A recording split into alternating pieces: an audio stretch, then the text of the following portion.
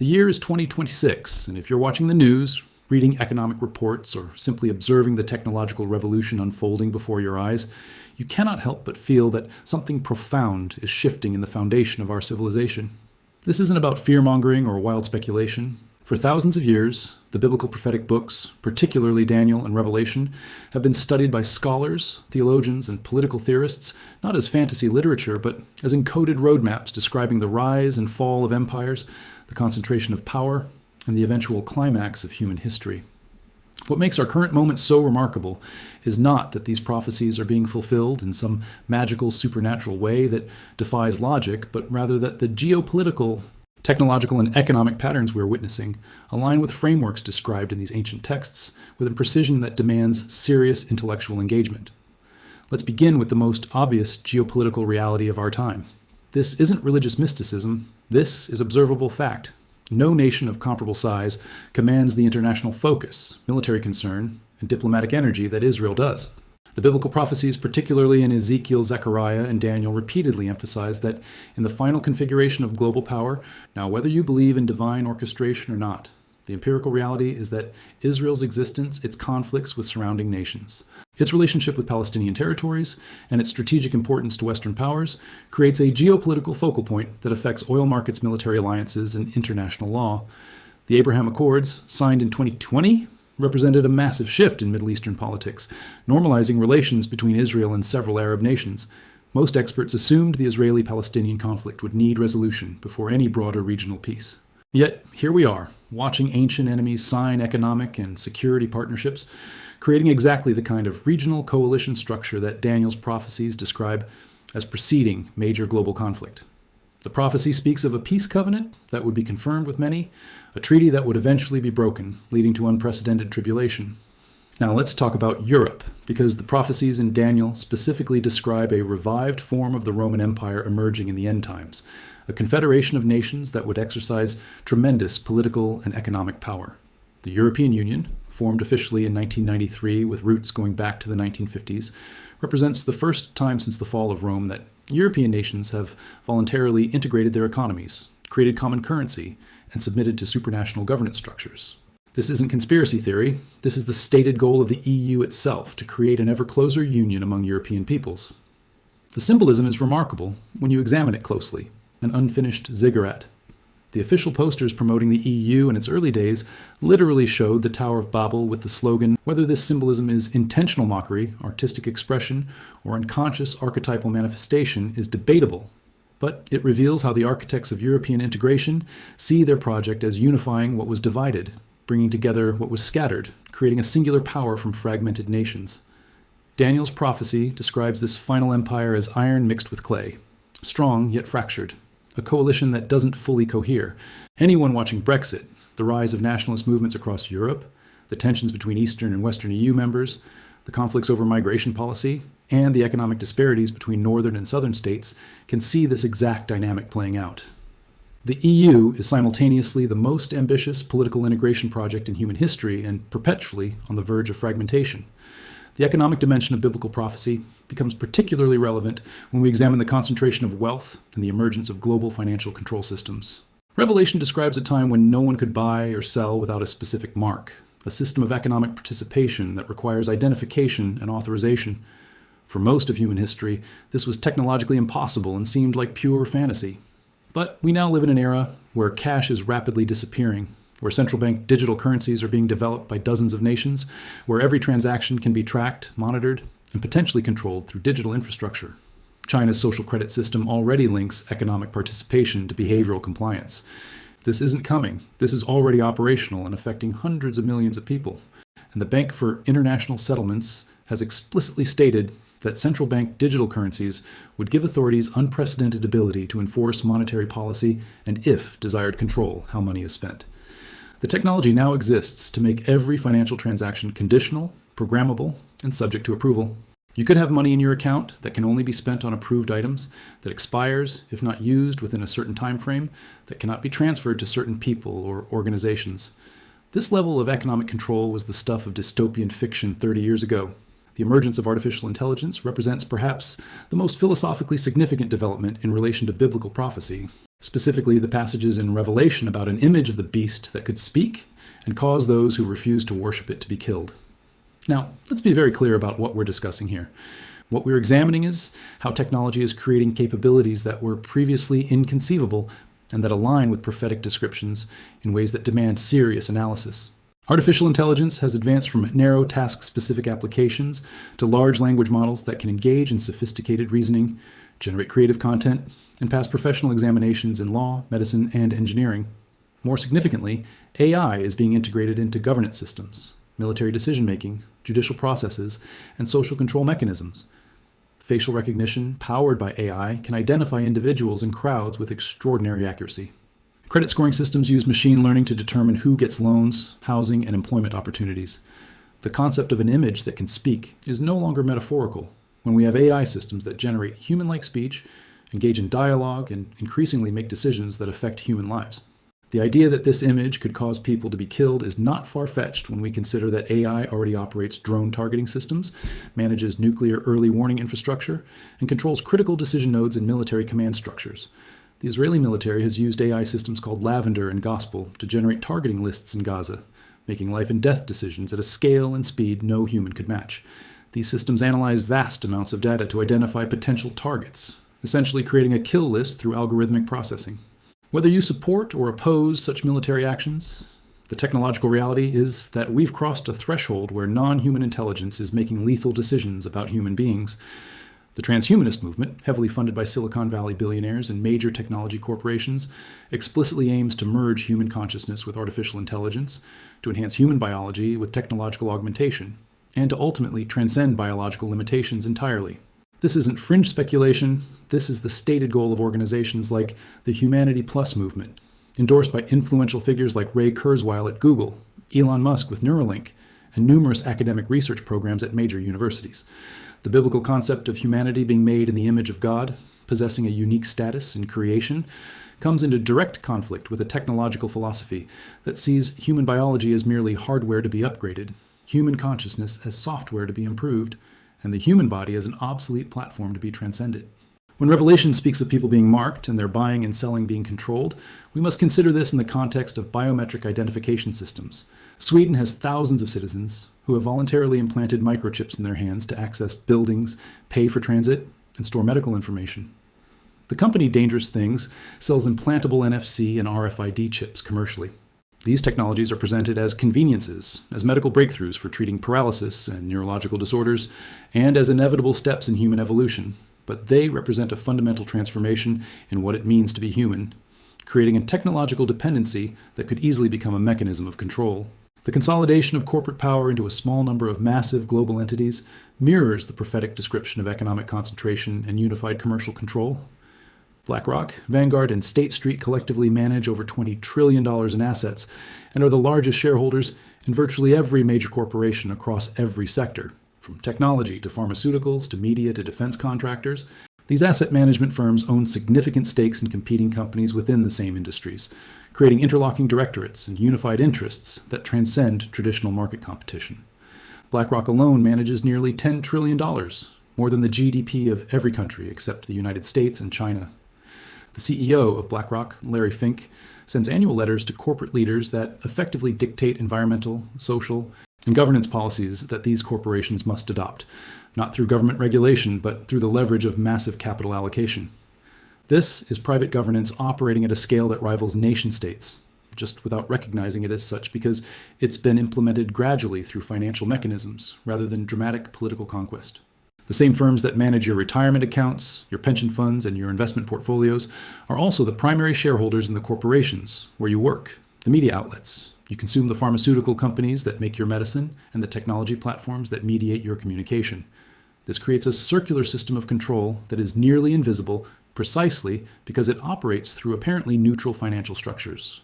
The erosion of national sovereignty in favor of supranational governance bodies represents another alignment with prophetic frameworks describing end times global government. The United Nations, World Health Organization, International Monetary Fund, World Bank, Bank for International Settlements, and World Economic Forum are not democratically accountable institutions, yet they exercise enormous influence over national policies. During the COVID-19 pandemic, we witnessed unprecedented coordination among governments worldwide, implementing nearly identical policies on lockdowns, mask mandates, vaccine passports, and travel restrictions, regardless of local political systems or cultural differences. The World Health Organization's proposed pandemic treaty would give this unelected body authority to declare health emergencies and mandate responses that member nations would be obligated to implement, effectively transferring sovereignty over domestic health policy to an international organization. The World Economic Forum, a private organization funded by corporate members, hosts annual meetings in Davos where political leaders, corporate executives. Klaus Schwab, the founder of the World Economic Forum, has explicitly written about the Great Reset, describing a comprehensive restructuring of global capitalism, governance systems, and social contracts in response to the COVID pandemic and climate change. This isn't hidden conspiracy. This is openly published in books and discussed at public forums. Yet most citizens are completely unaware that such coordinated global planning is taking place. The biblical prophecy about a world government isn't necessarily describing a single dramatic political entity with obvious centralized control, but could just as easily describe a network of coordinating institutions that create unified policy across nominally independent nations, which is precisely what we observe today. The agricultural and food system consolidation creates dependencies that could easily be weaponized in a crisis scenario, which relates directly to prophecies about famine and economic control. 4 corporations control over 60% of the global seed market, with Bayer Monsanto alone controlling roughly a quarter of the world's commercial seed supply. The patenting of seeds, genetic modification creating sterile second-generation plants, and the shift from open-pollinated varieties to proprietary hybrids means that farmers worldwide are dependent on purchasing seeds annually from a tiny number of suppliers. The same pattern exists in agricultural chemicals, fertilizer production, food processing, and distribution networks. A disruption in this highly concentrated, highly optimized, just-in-time supply chain could rapidly create food shortages affecting billions of people. We saw glimpses of this during the pandemic when supply chain disruptions caused temporary shortages of various products, creating panic buying and revealing how fragile our systems actually are. The Netherlands, the world's second-largest agricultural exporter despite its tiny size, is currently forcing thousands of farmers to cease operations or dramatically reduce livestock in the name of nitrogen emission reductions, a policy that will significantly reduce food production in a world where the United Nations World Food Program warns that we're facing the worst hunger crisis in modern history. Whether climate policies are necessary and justified or represent a deliberate economic restructuring is a debate beyond our scope here. But the observable fact is that agricultural production is being curtailed in several advanced economies, at the same time that fertilizer costs have spiked due to natural gas prices and sanctions on Russian and Belarusian exports, creating perfect conditions for the kind of food scarcity that biblical prophecy associates with the end times. A single cyber attack on critical agricultural infrastructure, a crop disease affecting a staple grain, or a disruption in fertilizer supply could trigger cascading failures producing famine even in wealthy nations, something that seemed impossible just a decade ago, but now appears within the realm of plausible risks. The role of technology companies as mediators of information and arbiters of acceptable speech represents a form of soft totalitarianism that does not require government enforcement because it operates through private corporate platforms. When a handful of companies control the infrastructure through which billions of people communicate, access information, conduct commerce, and form their understanding of reality, those companies wield power that exceeds most governments. Facebook, Google, Twitter, and a few others determine what information reaches users, what perspectives are amplified or suppressed, what narratives are labeled as misinformation, and what voices are permitted in the digital public square. The biblical concept of controlling thoughts, enforcing ideological conformity, and preventing dissent doesn't necessarily require crude government censorship when it can be achieved through algorithmic curation and platform moderation policies. During the pandemic, any discussion of laboratory origin theories for COVID-19 was labeled misinformation and suppressed across major platforms until intelligence agencies admitted this was a plausible hypothesis, at which point the same platforms reversed their policies. Information about vaccine side effects, regardless of its source or evidence quality, was systematically suppressed if it contradicted official public health messaging. Whether you believe this suppression was justified to prevent panic and protect public health, or whether you see it as dangerous censorship of legitimate scientific debate, the key observation is that a small number of unelected corporate executives had the power to make these decisions, affecting billions of people as access to information. This power doesn't come from democratic legitimacy or constitutional authority. It comes from technological monopoly and network effects that make these platforms nearly impossible to replace or compete against. The persecution of religious believers, particularly Christians, in various parts of the world receives remarkably little attention in Western media despite being extensively documented by human rights organizations. In Nigeria, thousands of Christians have been killed in attacks by Boko Haram and other militant groups, with entire villages destroyed and populations displaced. In China, churches are demolished, crosses removed from buildings, Christians arrested for unauthorized religious gatherings, and sophisticated surveillance systems monitor and suppress religious practice. In North Korea, possessing a Bible is a capital offense, and entire families are sent to labor camps for discovered Christian faith. In India, violence against Christians has escalated with churches attacked, pastors beaten, and conversion criminalized in several states. In Pakistan, blasphemy laws are used to persecute Christian minorities, with false accusations leading to mob violence and legal execution. The global pattern of intensifying pressure on Christian communities aligns with prophetic warnings about persecution intensifying before the return of Christ. But more significantly for our analysis, it reveals how quickly religious liberty can be eroded even in modern societies. When political, cultural, or technological pressures create an environment where faith becomes socially unacceptable or legally problematic. In the West, we're not yet seeing physical persecution on this scale, but we are witnessing social ostracization, employment consequences, and legal pressures on individuals and organizations that maintain traditional religious beliefs on sexuality, gender, and marriage. Whether you agree with these religious positions or not, the speed with which they've shifted from majority consensus to unacceptable bigotry in public discourse reveals how rapidly ideological environments can transform, creating the conditions where religious practice becomes increasingly costly and eventually dangerous. The disconnect between proclaimed democratic values and actual governance structures should concern anyone paying attention to the implementation of policies that lack genuine popular support. Throughout the Western world, polling consistently shows that majorities oppose mass immigration policies, yet immigration continues at unprecedented levels. Majorities express concern about declining living standards and inflation, yet economic policies remain unchanged. Majorities oppose military interventions in various conflicts, yet those interventions proceed. The gap between public opinion and policy implementation suggests that modern democracies operate more as managed systems, where choices are constrained within acceptable parameters rather than as genuinely responsive representative governments. This creates exactly the kind of facade democracy that could easily transition to more overtly authoritarian structures without requiring dramatic institutional changes, because the substance of democratic accountability has already been hollowed out even while the forms remain. The biblical prophecies don't necessarily predict that end times governance will appear as obvious tyranny. In fact, Daniel describes a leader who comes through flatteries and deception, maintaining appearances while consolidating control, a system that maintains elections, legislatures, and democratic rhetoric, while actual power resides in unaccountable bureaucracies. Intelligence agencies and corporate government partnerships perfectly fits this description. The technological surveillance infrastructure now in place exceeds anything imagined by totalitarian regimes of the 20th century.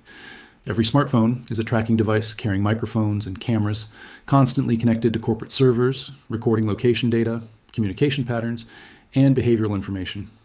Smart home devices listen to conversations, smart TVs watch viewing habits, fitness trackers monitor physical activity and health metrics, and social media platforms analyze psychological profiles with extraordinary sophistication. This data is aggregated, cross-referenced, and used to build comprehensive digital profiles of virtually every person in developed societies. China's social credit system represents the most advanced implementation of this surveillance infrastructure for social control. But Western societies are building parallel systems under different names and justifications. Your credit score already determines access to housing, employment, and services. Your search history and social media posts can be used against you in legal proceedings, employment decisions, and social interactions. Cancel culture demonstrates how rapidly social media mobs can destroy reputations, end careers, and socially isolate individuals for political, ideological, or religious positions that deviate from approved narratives.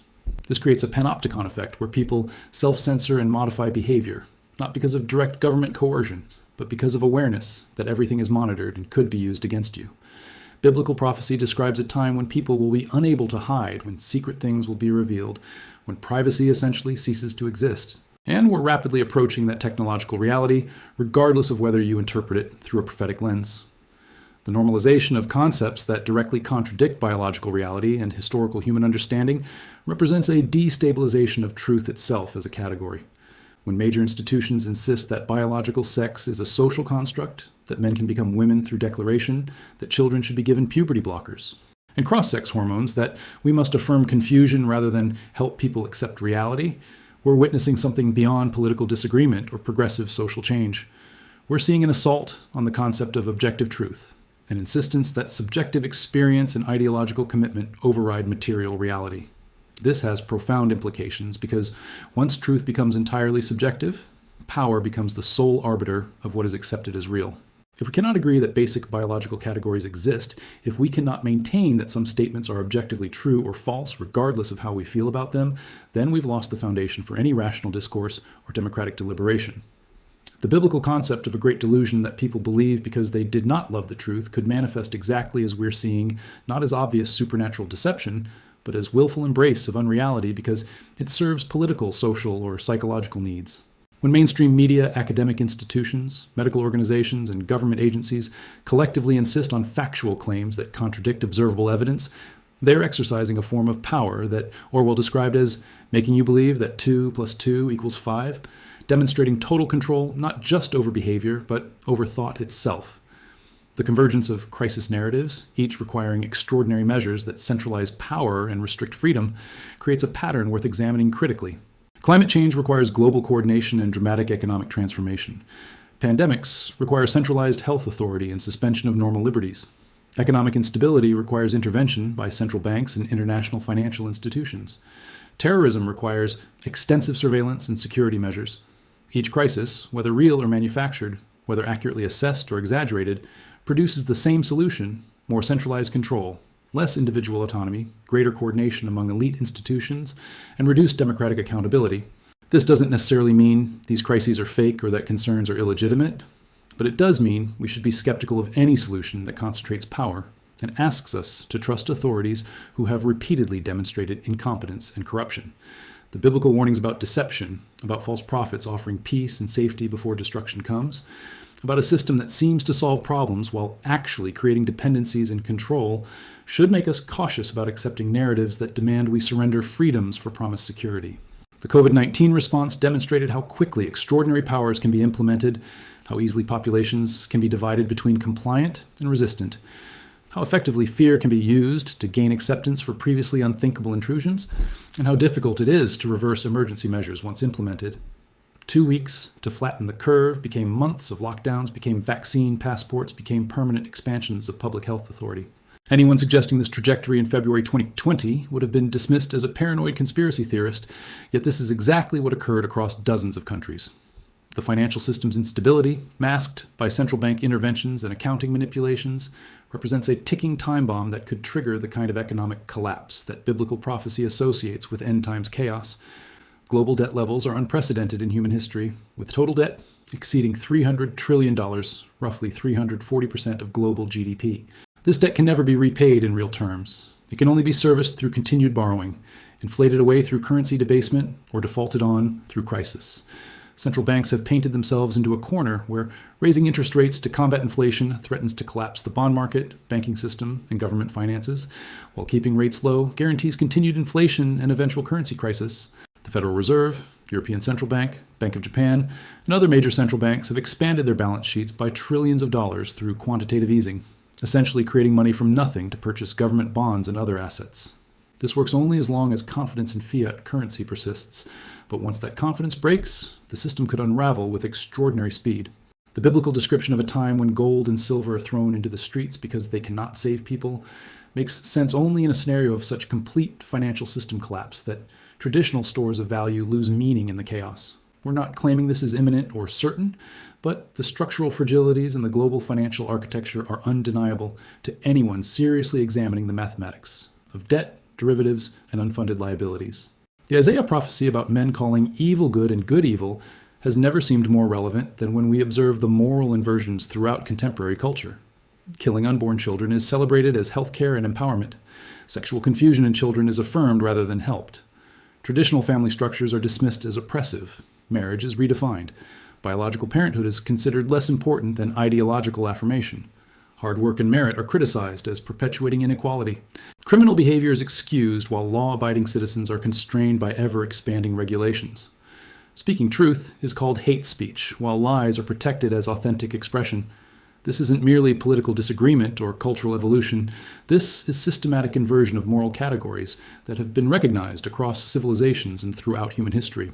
When a society loses the ability to distinguish between good and evil, between truth and lies, between reality and delusion, it has lost its capacity for self-correction and becomes vulnerable to any ideology, no matter how destructive, as long as it is marketed with sufficient sophistication and enforced with adequate social pressure. The emergence of a cashless society, accelerated dramatically during the pandemic, creates exactly the infrastructure that biblical prophecy describes for economic control. Sweden is nearly cashless already, with many businesses refusing to accept physical currency.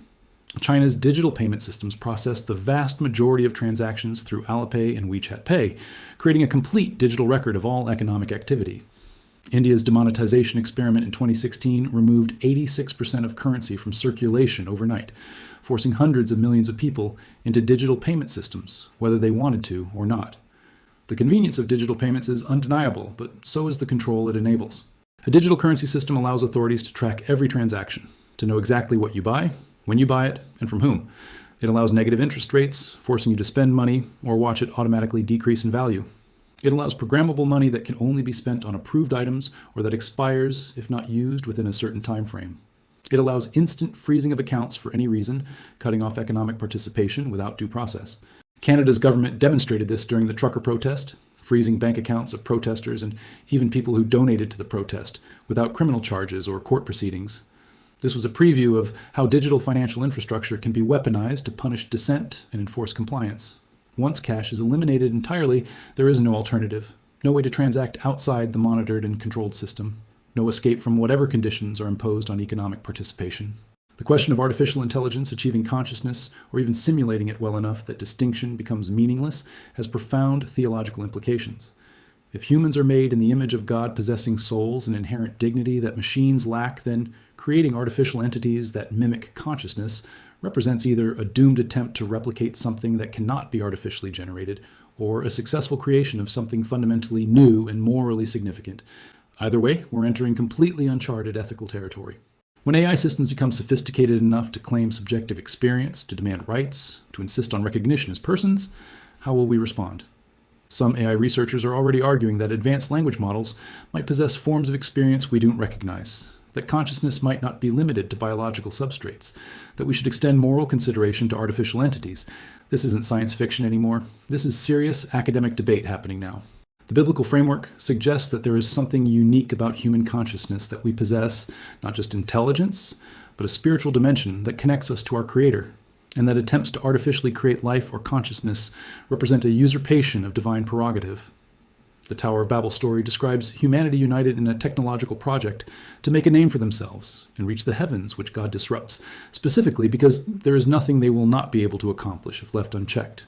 The parallel to current technological development is striking. We are once again united in a project to transcend human limitations, to become like gods through technology, to create life and intelligence, and to upload consciousness into machines.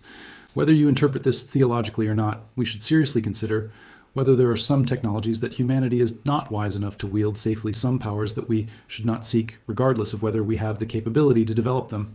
The normalization of transhumanism in medical ethics, corporate research programs, and military development represents a transformation in how we understand human nature and human purpose.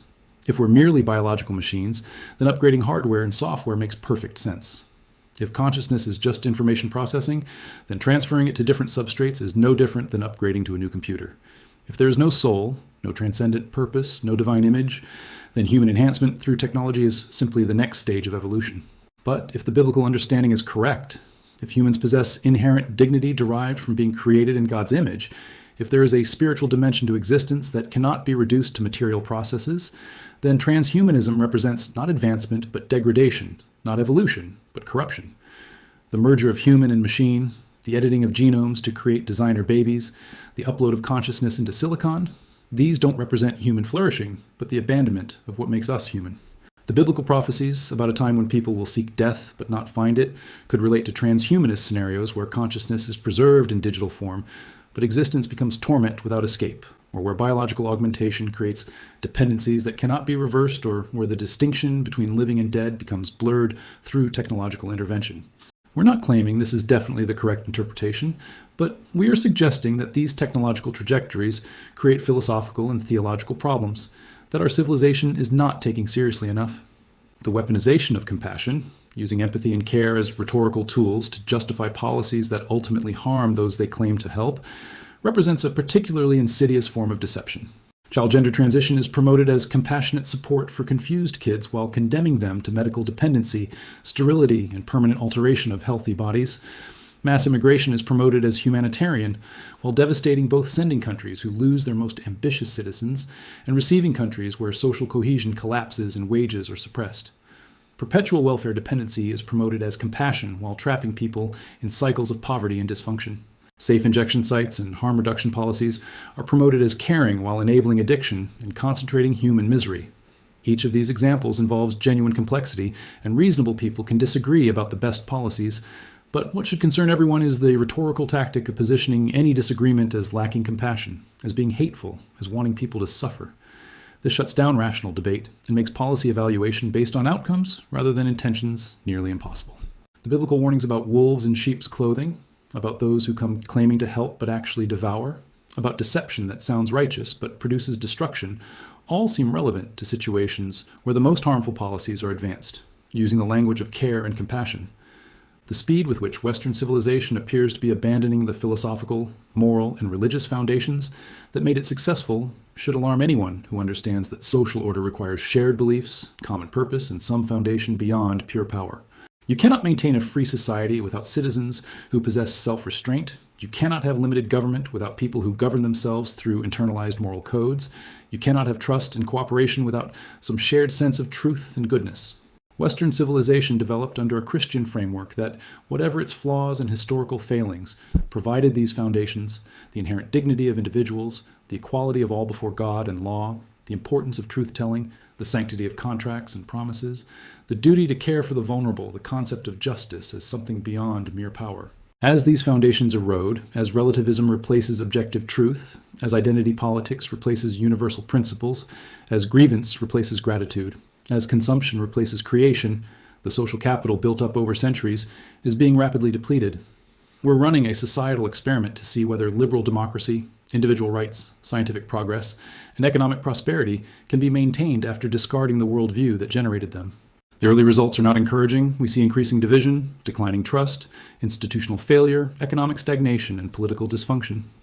The biblical prophecy about the end times involving a great falling away, a departure from faith and truth, describes exactly this kind of civilizational exhaustion, where people have a form of godliness but deny its power, where they are lovers of themselves rather than lovers of God, where they are unable to endure sound teaching but accumulate teachers who tell them what they want to hear. The question we must honestly confront is whether the patterns we are observing represent merely the normal turbulence of historical change, or whether we are witnessing the convergence of multiple trends that together indicate something more profound and possibly prophetic. No single development proves anything. Technology advances, empires rise and fall, economic systems evolve, moral standards shift across generations. This has always happened throughout human history. But what makes our current moment distinctive is the simultaneity and interconnection of these developments, the technological capabilities that were impossible. Until very recently, the global integration that allows coordinated policies across nations, the surveillance infrastructure that enables unprecedented control, the financial interdependencies that make isolated crises become systemic, the information systems that allow narrative management at scale, the artificial intelligence that creates non-human decision-making power, the transhumanist philosophies that challenge what it means to be human, the moral inversions that undermine civilizational foundations, the emergence of governance structures that transcend democratic accountability, and the geopolitical alignments that match prophetic descriptions with remarkable precision. Any individual element could be explained away, but the combination creates a pattern that demands serious consideration. We're not claiming to know with certainty that we are living in the specific time frame that biblical prophecy describes as the end of the age, but we are claiming that dismissing this possibility requires willful blindness to observable realities that should concern anyone regardless of their religious beliefs. The question isn't whether you believe in prophecy. The question is whether you can see the patterns unfolding before your eyes and recognize that our civilization is moving in directions that create vulnerabilities to exactly the kind of totalitarian control, economic manipulation, technological tyranny, and moral chaos that ancient texts warned about thousands of years before these capabilities existed.